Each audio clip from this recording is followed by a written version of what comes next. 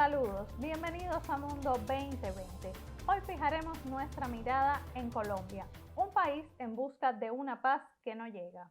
Un proyecto de reforma tributaria fue la gota que colmó la copa de los colombianos. La propuesta, ya retirada de la pauta legislativa, buscaba ajustar el desequilibrio fiscal de la peor manera. Ese hecho desató protestas que se han convertido en masacre contra civiles. Para el análisis sobre cómo se llegó a ese punto y las perspectivas de evolución de la situación, contactamos, como es habitual, con el investigador Santiago Pérez, quien conversará con Helio Pereira, especialista del Centro de Investigaciones de Política Internacional. Adelante. Bueno, gracias Adriana, gracias Helio por estar acá con nosotros. La situación colombiana es una situación endémica, es una situación estructural que obedece a historia de desarrollo de la coyuntura colombiana con un poder tremendo de una derecha, una rancia derecha oligárquica que lleva decenas de años, yo diría hasta cientos de años entronizada en ese país. Y aquí habría dos componentes que quisiera, antes de iniciar la conversación, que abordaras. Uno es el tema de la violencia que es parte consustancial de la actualidad de ese país, y la aplicación de medidas neoliberales que han caracterizado los gobiernos de derecha colombianos, empezando por los años 90 y sobre todo con el tristemente célebre Uribe, ¿no?, que ha mezclado el neoliberalismo con la violencia, la represión de las fuerzas de la guerrilla y del movimiento popular. De hecho, quiero, Helio, que empieces por este tema para después continuar el debate. Con mucho gusto, Santiago. Cuando uno analiza la cultura política colombiana, sus documentos, uno de los primeros términos que aparecen acuñados es precisamente el término de violencia como forma más efectiva para transformar a la sociedad. En el siglo XIX, desde que se inicia la República y hasta el siglo XIX, se produce la radicalización del sistema político entre partidos conservadores y liberales. Solamente en el siglo XIX se producen 54 guerras intestinas. En el siglo XX comienza o se desarrolla aún más esta radicalización, continúan los asesinatos y el ejercicio de la violencia como forma intrínseca de la psicología social colombiana, y el más connotado de estos asesinatos se produce en 1948, cuando dan muerte al candidato por el Partido Liberal a la presidencia, Jorge Eliezer Gaitán. Esto trae como consecuencia manifestaciones en Bogotá con una consiguiente represión por parte de los órganos represivos, y posteriormente estas manifestaciones se extienden al resto del país. En relación con lo que me decías del neoliberalismo, en América Latina, de manera sucinta, el neoliberalismo se presenta por primera vez en Chile y en Bolivia como una manera de bajar la inflación, casi hacerla desaparecer, para lograr supuestamente un desarrollo económico en estos países. La práctica neoliberal de América Latina nos enseña que cuando otros países del área intentaron establecer este neoliberalismo, lo que hicieron fue las grandes corporaciones transnacionales aprovecharse del problema fundamental que tenían estos países, que era la situación de pobreza motivado por la deuda, y lo que hicieron fue tratar de lograr estas corporaciones la hegemonía de sus intereses por encima de solucionar el problema de estos países. Ahora, si analizamos que también neoliberalismo no es solo el término de conjunto de ideologías y teorías para lograr el término económico, también analizamos como neoliberalismo el capital avasallador sobre el trabajo en pos de reprimir las libertades individuales y colectivas, pues llegamos a la conclusión de que en Colombia lo que está pasando actualmente con las manifestaciones es una clásica manera violenta de expresarse este neoliberalismo. Helio, de todos modos, las coyunturas generan sus propias dinámicas y evidentemente los elementos estructurales que tú has mencionado están presentes. Sin embargo, aquí fíjate que la gota que colmó la paciencia de amplios sectores colombianos y que ha generado esta situación de inestabilidad y de amplia participación popular de los jóvenes, de sectores sociales, etcétera, se da a raíz de la reforma tributaria, pero se habla menos de los temas de la salud. Un país donde la COVID ha hecho tremendos estragos, y donde evidentemente el neoliberalismo colombiano, como el neoliberalismo en otros lugares de América Latina, no pudo resolver porque no se lo ha planteado, el problema de la salud pública. Sé que la reacción ha sido una reacción cruelmente calculada por parte de los servicios de la represión en Colombia, campeón de la violencia de Estado, terrorismo de Estado en América Latina. Sería, yo creo que favorable para nuestra opinión que tú compartas algunas de las teorías respecto a la represión que están circulando en estos momentos en América Latina y que me hables un poco de la coyuntura, ¿no? Sí, Santiago. Junto con la reforma tributaria mencionabas la reforma de salud. Esta reforma de salud tiene un antecedente nefasto para la sociedad colombiana, que es la llamada Ley 100, que fue una de las causales que Uribe en su momento pudiera ser aceptado para presidente de la República, pero que en la práctica se vio que las consecuencias eran nefastas porque no traían ninguna mejora para el pueblo. Ahora, esta reforma de salud vigente, efectivamente, tampoco, al parecer, está dirigida a mejorar las desigualdades socioeconómicas que tiene Colombia.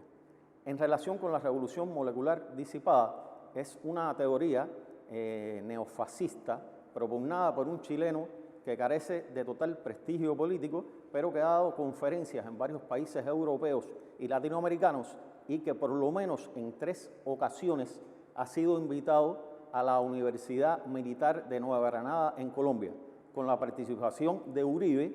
Esto es una universidad donde se forman los altos jefes militares y en síntesis, esta revolución molecular disipada lo que plantea es que la sociedad es el campo de batalla, el enemigo a combatir son los manifestantes.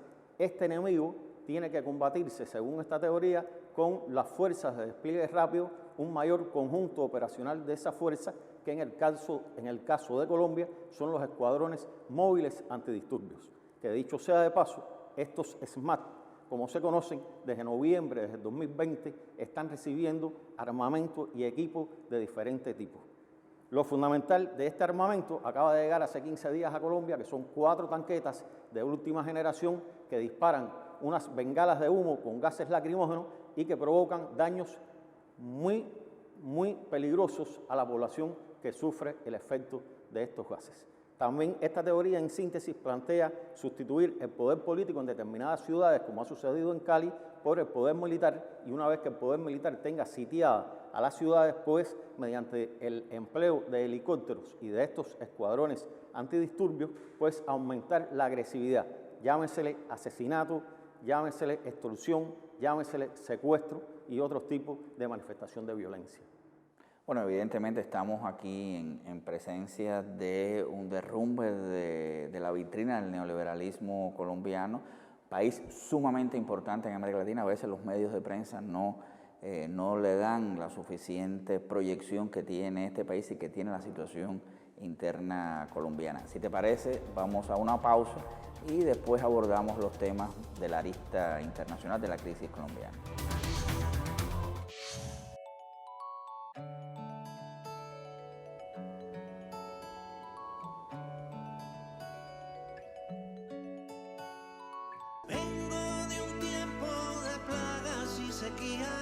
Pero a sangre y sudor se hizo cosecha, más lo que se pudo que lo que se quería, y heme aquí latiendo en esta fecha. No me sé el camino, solo tiran de mí los anhelos de posibles maravillas. Salgo a caminar, pues no aprendí a dormir mientras en el zurrón, mientras en el zurrón queden semillas.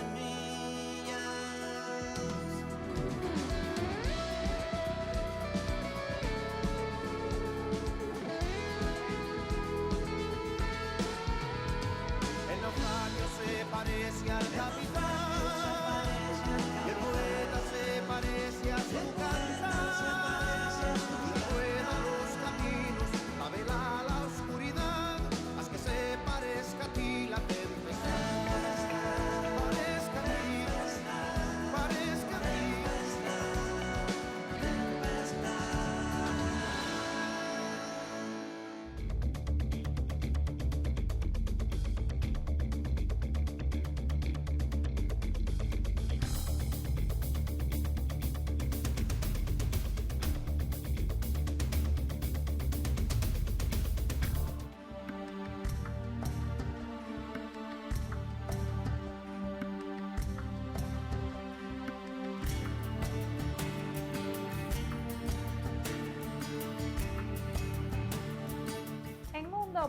2020. Hoy profundizamos en la situación en Colombia. Allí, desde el 28 de abril, no cesan las marchas y las protestas.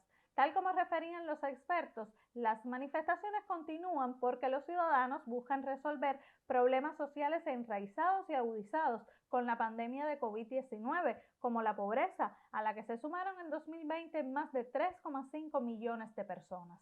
Es inaceptable, inadmisible lo que ha sucedido y está pasando en la ciudad de Cali y en el resto del país, donde el gobierno ha dado la orden de asesinar y masacrar al pueblo indígena, al pueblo colombiano, y hay que decirlo así con su nombre. Por eso venimos acá a decírselo de frente al señor presidente de la República.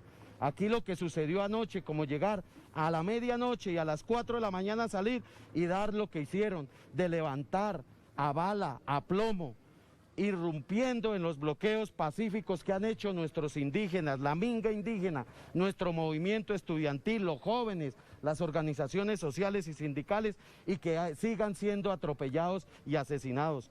No se ha mostrado una empatía con las víctimas de la violencia que se ha ejercido de forma desproporcionada contra los manifestantes que lo han hecho pacíficamente. Es decir, las protestas, protagonizadas principalmente por jóvenes e indígenas, exigen desde la implementación de los acuerdos de paz de 2016, la detención de los asesinatos de líderes sociales y exguerrilleros, soluciones a la crisis sanitaria, hasta la renuncia del presidente Iván Duque y su gabinete. Pero las manifestaciones de los últimos días no solo resaltan por su magnitud, sino por la forma violenta con que han respondido las fuerzas del orden.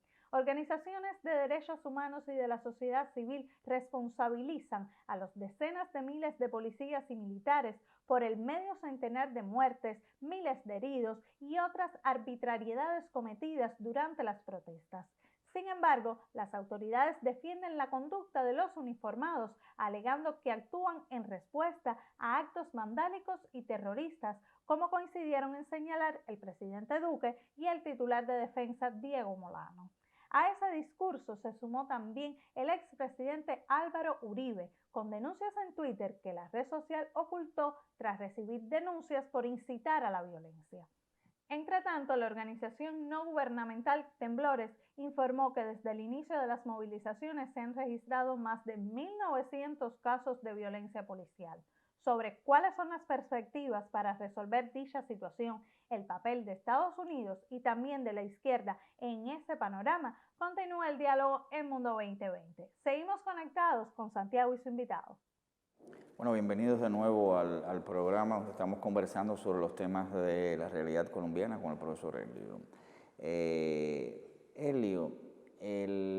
Colombia, claro que tiene sus dinámicas internas, endógenas, en gran medida lo hemos abordado acá, ¿no? Tanto elementos estructurales como coyunturales.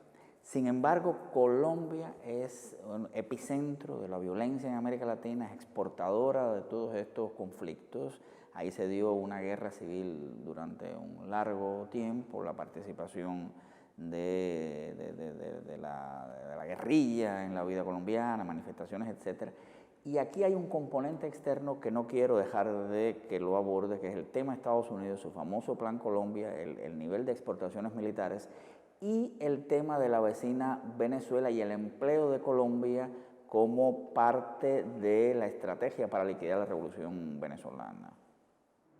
A raíz de lo que estamos hablando, del término revolución molecular, de las manifestaciones en Colombia y de su manejo por parte del gobierno, el mayor peligro que veo hacia Venezuela y otros países latinoamericanos es que esta misma manifestación de enfrentamiento de las fuerzas gubernamentales de manera desmedida contra el pueblo se dé en otros países. Quizás de manera tal y cual está sucediendo en Colombia o quizás de manera modificada en el caso pensando en Venezuela. La injerencia norteamericana en Colombia es histórica, pero alcanza su punto clímax, digamos, con el desarrollo del llamado Plan Colombia. En síntesis, este Plan Colombia hacia América Latina lo que hace es triangular a través de Aruba y Curazao, El Salvador y la base de Manta en Ecuador, pues todo el tráfico aéreo y marítimo por toda la región de América Latina y del Caribe. Estados Unidos tiene 8 poderosas bases norteamericanas en territorio colombiano. Recientemente el Departamento de Defensa asignó 46 millones de dólares para modernizar en infraestructura y equipamientos y logística a la base palanquera en la zona de la Guajira colombiana, cercana a la frontera con Venezuela. Todo como parte de un elemento de subversión, como parte de un elemento de aumento de la violencia y de amenaza a la región, no solamente, sino particularmente a Venezuela. Es de destacar los combates que están teniendo el ejército venezolano en 3 estados fronterizos con Colombia, que son a su vez dinamizados por la penetración de paramilitares y el ejército colombiano en territorio venezolano. Paramilitares que, dicho sea de paso, están recogidos en la Constitución por la Ley 48 de 1968, cuando se le dio derecho a las fuerzas públicas a crear policías privadas con el empleo de individuos que provenían de la sociedad civil. Quiere decir que este paramilitarismo, que ha sido enriquecido en los últimos tiempos con narcotraficantes, delincuentes, contratistas militares privados, son actualmente los que están incidiendo en la frontera colombo-venezolana. El tema de los escenarios. Estamos en medio de un contexto latinoamericano donde han habido una vuelta al poder de situaciones progresistas en América Latina. Estamos en medio de crisis y de alternativas importantes en Perú, en Chile. Ya vimos lo que pasó en Bolivia, también las manifestaciones en Ecuador. ¿Cómo tú ves el posible escenario en la situación colombiana? La figura de Petro, la figura de dirigentes alternativos de la izquierda, al mismo tiempo que las posibilidades de entronización de la derecha colombiana y de todo el clima de violencia. Hay varios escenarios, posibles vías de solución. Quizás el gobierno, a través de su partido Centro Democrático, llegue a un acuerdo con el Comité Nacional del Paro, y trate de darle solución a algunos de los planteamientos de las demandas que haga este Comité Nacional del Paro. Pudiera ser de manera independiente Duque, con su equipo de gobierno, con su partido Centro Democrático, o pudiera también ser a través de Duque, Centro Democrático y un bloque de partidos en los que por supuesto estaría fuera de este contexto el Partido Colombia Humana del candidato Gustavo Petro. Tratarían de satisfacer alguna demanda o pliego de demandas en tanto se forme un bloque de partidos. ¿Qué posibilitaría conformar este bloque de partidos o qué significaría para Duque acceder a conversar efectivamente de manera exitosa con el Comité Nacional del Paro? Significaría que de cara a las elecciones presidenciales de 2022, pues la oligarquía colombiana se mantendría en el poder. Ahora, ¿qué pudiera suceder? Un elemento peligroso y que el candidato presidencial Gustavo Petro, de colombiana, del partido Colombia Humana, que dicho sea de paso era, según las encuestas, el que mayor voto tenía antes de comenzar estas manifestaciones, ha planteado, y reitero, es un elemento peligroso.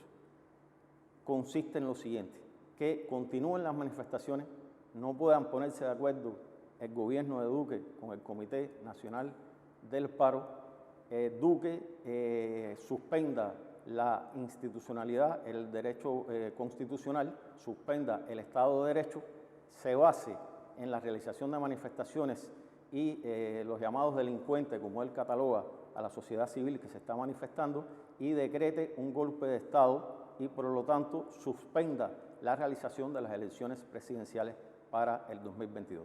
Este sería un escenario peligroso y que fue en su momento advertido por el candidato, reitero, Gustavo Petro, del Partido Colombia Humana. Bueno, Helio, gracias. Creo que has abordado este tema que tiene muchas aristas. Sé que antes de despedir el programa tenías algún comentario final. No sé si te parece bien en poco tiempo compartir tu última reflexión. Sí, gracias Santiago. Me parece que es bueno reflexionar acerca de lo siguiente. Está pendiente la compra de 24 aviones caza F-16 por parte del gobierno de Duque, por un monto de aproximadamente más o menos 7.500 millones de dólares. Con la mitad de esa cifra se pudiera resolver el problema del enfrentamiento a la pandemia, que es una de las demandas que está pidiendo el pueblo colombiano y a la cual no encuentra solución. Bueno, gracias a ustedes y hasta una nueva emisión. Gracias, Santiago. Agradecemos a ambos por compartir esas reflexiones sobre el panorama actual colombiano. Lo que ocurre allí no es más que la muestra de cuán hartos están los ciudadanos del modelo neoliberal. Tanto es así que prefieren salir a las calles a enfrentarse a los militares antes que permanecer en casa protegidos de la COVID-19. Y así nos despedimos. La próxima semana los esperamos para nuevamente mirar al mundo con 2020.